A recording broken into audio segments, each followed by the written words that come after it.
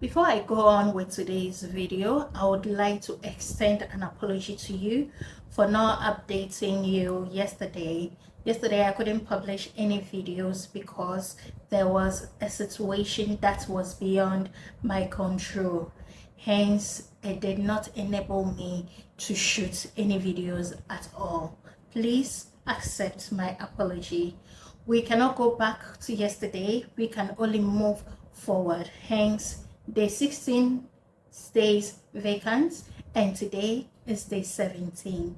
If you have not subscribed to my channel, this is Reinventing Josie, a channel where I take you along my journey of becoming the best version of myself, hoping that my videos will encourage you to also start the journey of becoming the best version of yourself. My name is Josie. I am from Accra, Ghana. Currently, I'm counting down to my 39th birthday, which is happening on the 23rd day of May 2025. Today is day 17, and that means I have 73 days for it to be my birthday. Yesterday, there was a power outage the whole day from 9 a.m. to 9 p.m. I was very uncomfortable because not only do I not get to watch my favorite series, I also can't work on my laptop for long because the battery will run down. My phone was totally off the whole day and I couldn't shoot. It taught me a very valuable lesson. Sometimes certain things are out of your control. There's nothing you can do about it, no matter how you look at it. So you just let it be. Just let it be. And when I thought about it like that, I stopped complaining, I stopped whining, I stopped feeling all uncomfortable and cursing them out in my mind, and just allow them to do what they think will help us to get our power back. And when I freed my mind, I was able to relax. I was able to even have a very long nap, and I just waited on them to bring the power back. By the time they brought it back, I felt it was too late to shoot, edit, and post yesterday. So I let it go. There was nothing I could do. And that's why today when I got back from work, I said, no, let me shoot this video now that there's light here, so I don't disappoint you guys again. Today, I want to talk about something that was on my mind all day. When I woke up this morning, a voice in my head tells me that, girl, you are lacking behind. I look at my life and I feel that, yeah, sometimes I feel like I am lacking behind, that I have not gotten to where I need to get to in my life. But another voice tells me there is no destination in life. You are on the right path, and everything that has happened in your life is exactly how God wants it to be. And so stop looking down on yourself, stop comparing yourself, stop thinking that you have not amounted to nothing, because there is someone out there that is admiring you and wish they are exactly where you are. A little background of myself. So I was born into a family of 5, 2 older brothers, an older sister, a younger sister. Now, by the time I turned 7 years, I lost my dad. My dad used to work at the mines, and his role was captain of the mines. He sees to it that things are really done. You know, when someone is a captain, the captain sees to it that everything is done appropriately. And that is who my dad was. On the day that we lost him, he did not just die instantly. He had an accident, and that landed him in the hospital for some months before he died. I always say that if I know what I knew now, I wouldn't have allowed my dad to go to work that day. Why am I saying this? So I remember the night before my daddy had an accident. He was dressing up for work. I was the last one, so I was always following my daddy up here and there. I was a daddy's girl. My mom didn't exist to me. You know, they say that girls love their dad. I was a daddy's girl. I was daddy's briefcase. And so everywhere daddy goes, I follow except where I cannot follow him to. So that night when daddy was getting ready to go to work, I was following him all around and disturbing him while he get ready. And I remember this, as young as I was, I can still remember when daddy asked me, what do you want when I die? And I started mentioning material things. I want television, I want this, I want that. Little did I know that that night daddy was going to go to work and not come back home. And that was the exact night that daddy had an accident that landed him in the hospital for a long time, which eventually led to his death. My first 7 years of my life, I always say, is the happiest of my life. I had mom around, I had dad around. I lacked nothing. Unless I don't ask, I get it. Money, food, clothes, everything. But everything changed when dad died. My mom was not the type that went to school like tertiary and stuff. So she did A level, then times education A level, and her parents were goldsmiths. So they were used to just selling. And so my mom was just going to the city buying stuff, putting in a shop where in Ghana we call it provisions shop. So you sell provision groceries. Yeah, so she go to the city, buy them, put it in a shop, and she was selling. So imagine at that age, I don't remember the age my mom was, but my dad died around age 40, like his late 40s. And my mom was left with 4 children to take care of. I remember school was very difficult. We could barely afford a meal. We could barely afford to change our clothes, but we had to. My dad believed in education a lot, and so my mom had to see to it that all of us at least completed our junior high education.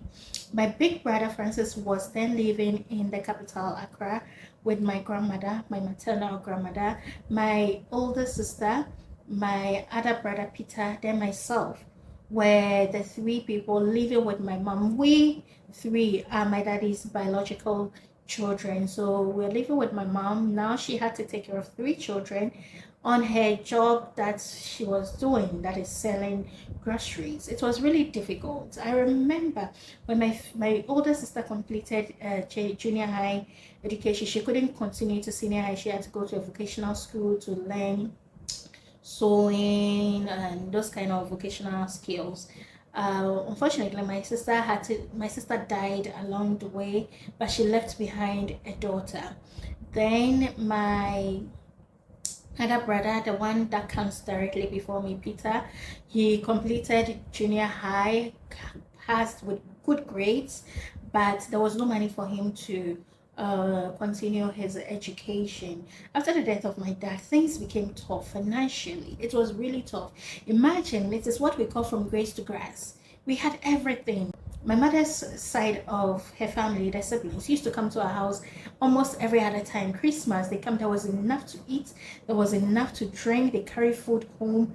And now my daddy died and we can barely afford a meal. Sometimes I had to go to school without money, without food, and my mom would tell me that when it's break time, come home to see if I have something to eat. Sometimes teachers will buy food and eat and leave some for me. Other times, friends will feed me, and it was the most difficult part of my life. I I still had dream of becoming a journalist, but I didn't know how. But as a child, I wasn't even thinking of where the next meal or where the next money was going to come from. I knew mom was there to help me, so it was all goody goody for me. Then I completed junior high, and my mom tells me I have to be moved to the capital to live with my uncle, who happens to be my daddy's older brother. I moved here, and that day I cried. Trust me, I really cried because the house was too quiet for me. There was no woman in the house, it was just my uncle and other people living in the house, and I didn't really know my uncle very well. So it was uncomfortable for me. Now, for someone who had everything, I have to end up going to a day school. I have never experienced boarding school in my life before, ever.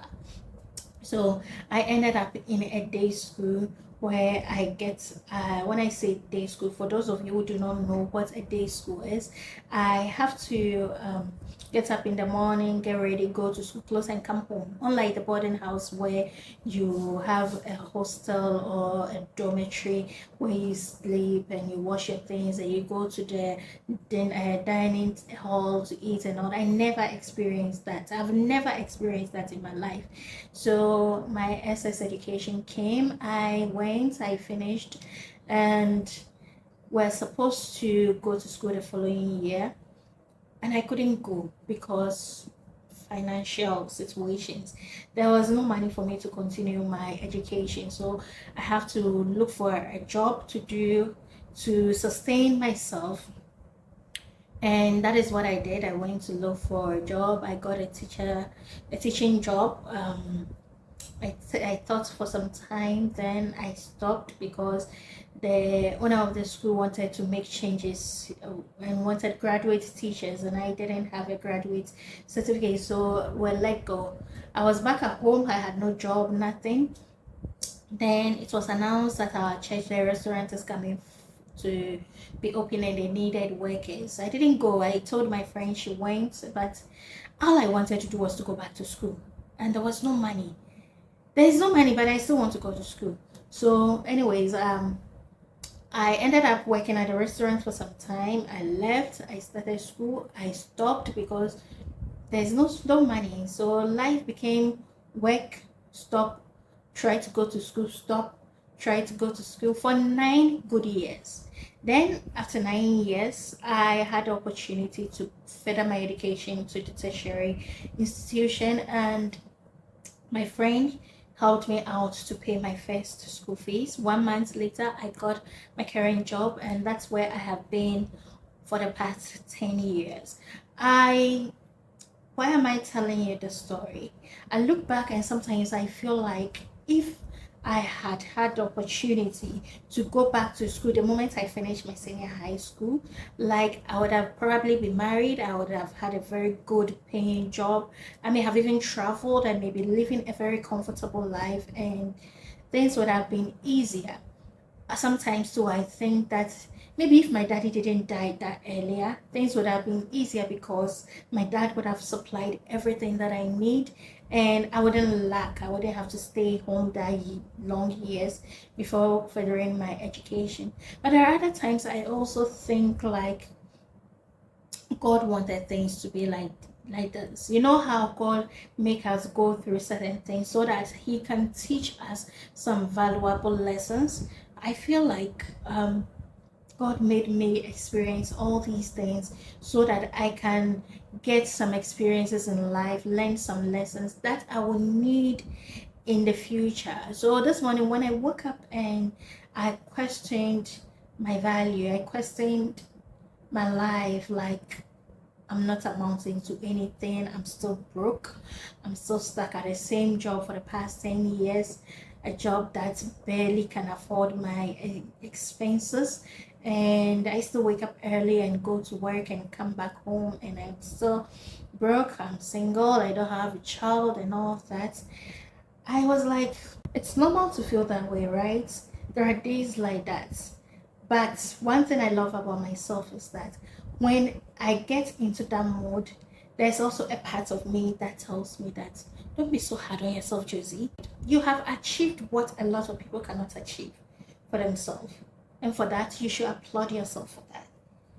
The things that you go through, the things that you're able to survive, not everybody can survive it. Not even those who have parents can survive that. And so you should thank God for the strength that you have, that you keep pushing every single day. Don't look down upon yourself. You are on the right path. And that's in a way motivates me. It's let me feel optimistic for some time, and with time I come back to my normal self. Why am I telling you all these things? It's because sometimes you will feel like that. You will feel like you do not amount to nothing, that you are lacking behind in time, that things are not going the way you planned them. It's okay, but don't be too hard on yourself. God knows why you have to go through. God knows today you will wake up and feel that way. And God knows that it is normal. But God knows where He's taking you. So when you feel that way, please don't be so hard on yourself. Keep moving and everything will be okay. And that is how I ended up telling you guys my life story. I barely open up to people, so sitting in front of camera and telling you the story is more of a therapy for me, and I'm happy that I could share this for you, and I'm happy that I could share this with you guys. And